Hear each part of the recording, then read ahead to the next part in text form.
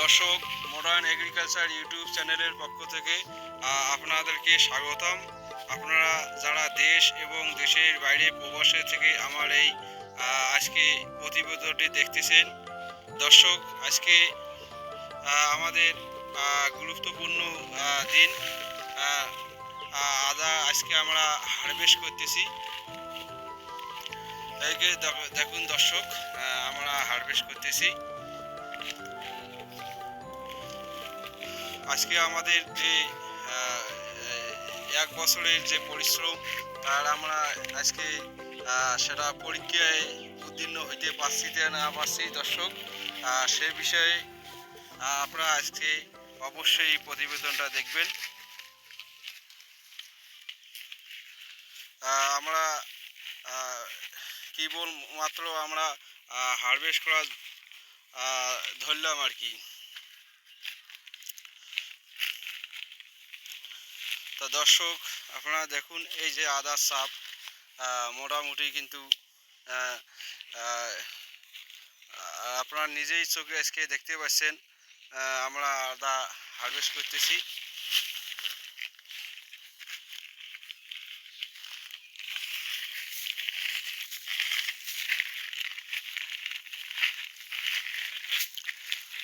এবং যারা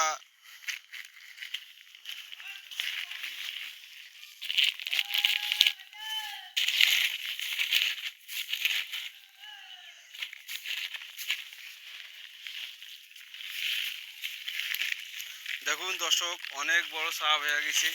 হ্যাঁ, অনেক বড় আদার বড় বড় চাপ হচ্ছে এবং একটা চাপে মোটামুটি 1 কেজি এবং 1 কেজি 5 পোয়া এবং 1.5 কেজি পর্যন্ত হবে এবং কোনো অবস্থায় অবশ্য 2 কেজি। এটা অবশ্যই উচ্চ ফলনশীল থাইল্যান্ড আদার জাত।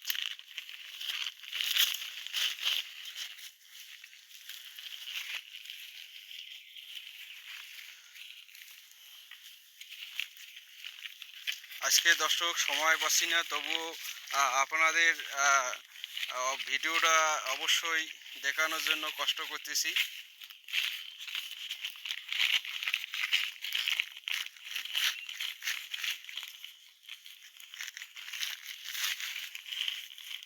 এই যে আমাদের তপুল ভাই, ইনি এই পাশে তুলতেছে, আর এই পাশে আমাদের লাজু ভাই এই পাশে আদা তুলতেছে।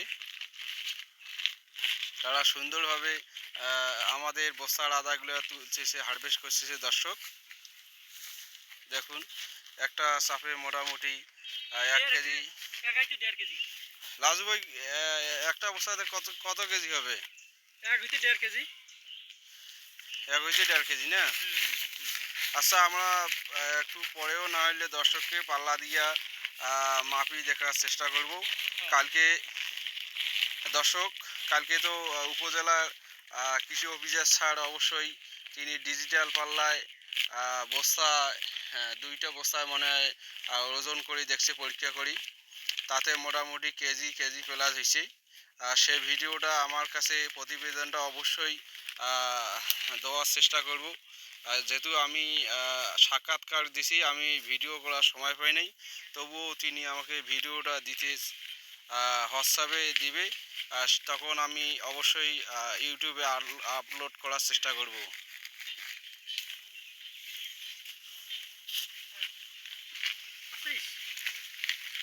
দেখুন দর্শক, একদম বস্তা ভরে গেছে। সামান্য 100 গ্রাম আকারে, 100 গ্রাম আকারে। দর্শক দেখেন দর্শক, এদি একটু ইয়ে কর, এদি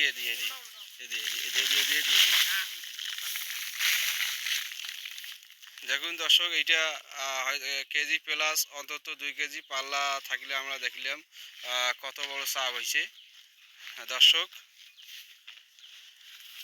দেখুন, আমি এই যে জুম করে দেখাচ্ছি দর্শক, এই যে কিছু ভাঙি গেছে চাপ থাকি। এই যে কিছু ভাঙে গেছে দর্শক। আমি আদাটা একটু লেটে হারভেস্ট করার কথা ছিল দর্শক, কিন্তু এখানে অনেক চোরের ভয়, চোর আমার এক ভাইয়ের মোটামুটি 1 লাখ টাকার মতো আদা চোর করে নিয়ে গেছে।